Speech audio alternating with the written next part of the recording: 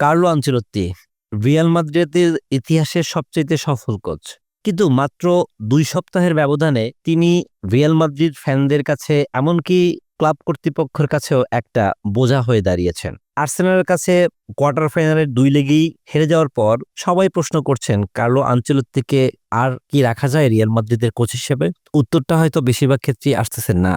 কিন্তু একবার যদি তার অর্জনগুলো দেখা হয়, তাহলে কিন্তু আপনার চোখ কপালে উঠে যাবে। কার্লো আনচেলত্তি রিয়াল মাদ্রিদের হয়ে এমন কোনো শিরোপা নেই যেটা জিততে পারেননি। ক্লাব বিশ্বকাপ, ইউসিএল, কোপা দেল রে, ইন্টারকন্টিনেন্টাল কাপ সহ যত প্রতিযোগিতা ছিল, সব জায়গাতেই কার্লো আনচেলত্তি শিরোপা জিতিয়েছেন রিয়াল মাদ্রিদকে। কিন্তু সেই রিয়াল মাদ্রিদের ফ্যানরাই এখন কার্লো আনচেলত্তিকে দুয়ো দিচ্ছেন, কেউ সরাসরি, কেউ বা পিছনে।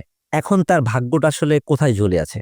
আমার ধারণা মতে কোপা দেল রের ফাইনাল যেটা অনুষ্ঠিত হবে 25 তারিখে, সেই ফাইনালে বার্সেলোনার সাথে যদি কার্লো আনচেলত্তি জিততে পারে, তাহলেই একমাত্র তার পক্ষে সম্ভব এই ক্লাবে টিকে যাওয়ার। আর যদি সেই ম্যাচে তারা বার্সেলোনার কাছে হেরে যায়, তাহলে সম্ভবত আনচেলত্তির অধ্যায় রিয়াল মাদ্রিদের জন্য এখানেই শেষ হয়ে যাবে।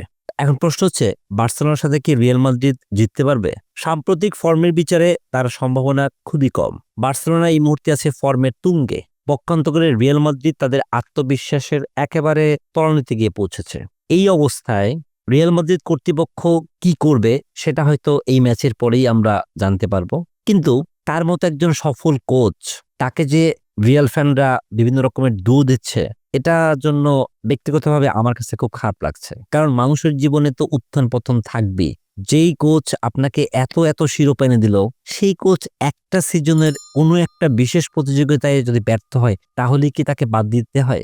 রিয়াল মাদ্রিদে আমরা যারা জানি বিশ্বের সকল সেরা খেলোয়াড়রা খেলেন, তাদেরকে যে মেইনটেইন করা, তাদের কাছ থেকে যে পারফরমেন্স বের করে আনা, এটা কিন্তু সত্যি একটা চ্যালেঞ্জিং। আর এই চ্যালেঞ্জিং কাজটা গত বেশ কয়েকটা মৌসুম ধরে কার্লো আনচেলত্তি খুব ভালো করেই রপ্ত করেছেন এবং তিনি তার ফিডব্যাকটাও দিয়েছেন।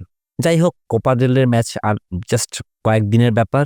এরপরে যেটা আগেই বললাম, জিততে পারলে তিনি হয়তো রিয়াল মাদ্রিদের ডাগআউটে থাকবেন। কতদিন থাকবেন সেটা জানি না, কিন্তু থাকবেন।